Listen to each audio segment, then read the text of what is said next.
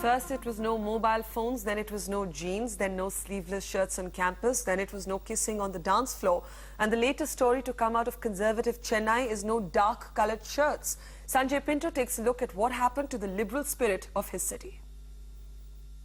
You may not find anything wrong with what this boy is wearing, but his college authorities saw red, quite literally.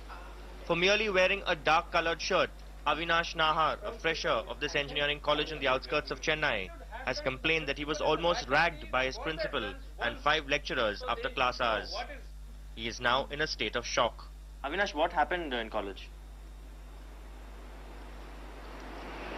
Don't know what to say. Taking the already much resented no jeans, no t-shirts, no skirts, no sleeveless tops dress code for engineering students in Tamil Nadu to a ridiculous extreme, the college is dictating to students what colors they should wear and has banned all dark shades.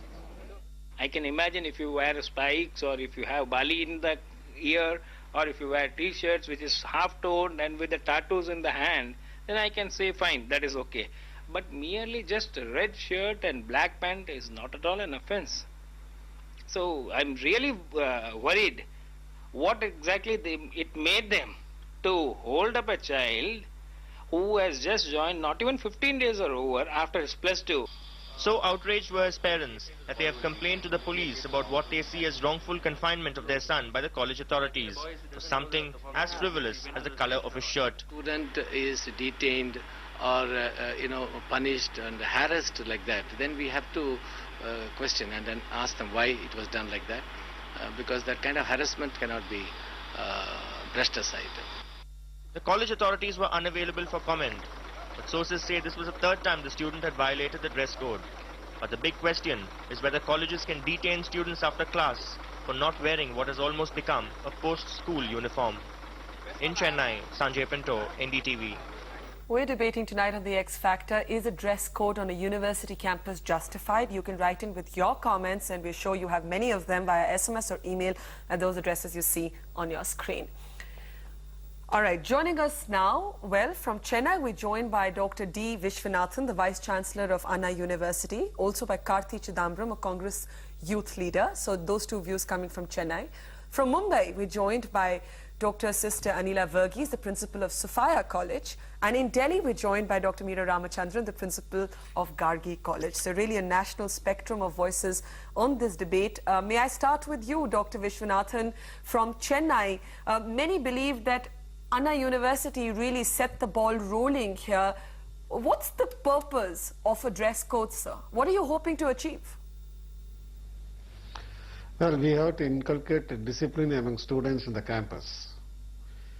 It is not only the dress code, it is a use of cell phones and dancing for cinema songs and fashion shows. All these things has to be avoided in order to provide a quality education to the students. Especially engineering students are looking for a brighter and better career after their education. Multinational companies are coming over here for campus interview. We have to prepare them and equip themselves for getting a job. In this aspect, we would like to avoid distractions, deviations, and this kind of disturbances in our education system. We would like to bring our university as a world-class university. For that, we expect the students' cooperation. But Dr. Vishwanathan, if I may interrupt, you're saying even like dancing to movies, songs is inappropriate, but this is a university, not a sanatorium. No, it is a university system. The students are wasting a lot of their time. For practicing a dance, they have to practice at least 10 to 15 days. We have every month internal assessment examinations. And you see, I would like to tell example, many multinational companies are coming for interview, campus interview. When they look for brighter candidates, the students are just tired, the previous day dance program, next day they have to appear for interview. Definitely it disturbs them getting a better employment. All right, that's a very interesting thesis, but you've got a young man sitting next to you, Karti Chidambaram. What do you think, listening to this, that, basically engineering students especially, and anyone who has to take a serious exam, you can't be wasting your time. And that includes mobile phones, dressing appropriately. Go ahead, Karti. I think the entire diktat of the Anna University is very retrograde, tremendously sexist, and has no place in the 21st century. Education has to be holistic, where students are adults and have to be treated as adults. And this whole business of treating women as manekas who are there to woo the men there because they dress seductively or dress in a particular manner is extremely sexist. And I think it serves no purpose, especially in the field of technology where they will be competing on a global platform. You're really not making confident people out there by hectoring to them so much. It's nice to hear a feminist perspective from a man. Dr. Meera Ramachandran, you heard the Vice Chancellor of Anna University. You run actually a women's college so that women vis-a-vis men debate doesn't arise in your college. But to what extreme do we carry these diktats from, university establishments? It's first of all impossible to do it. Cultural change is coming in such a sweeping manner, thanks to, globalization of the media and so on, that it would be impractical and unwise to try to stop it. One has to allow the youth to be youthful. You cannot stop that. But I do agree with the Vice Chancellor that sometimes students can be led astray in trying to imitate others, which is something their own social background, their own personality may not be able to carry through or absorb. But do you control that by tracking the whip exactly. and you just coming up with a set cannot of rules? legislate or, you just cannot do that at all.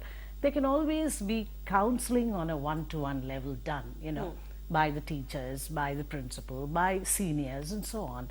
But any kind of force is absolutely undesirable and unwise. Let's just go across to Mumbai now, reputed to be one of the most liberal cities of India. Dr. Anila Verghese is the principal of Sophia's. How do you see this whole debate?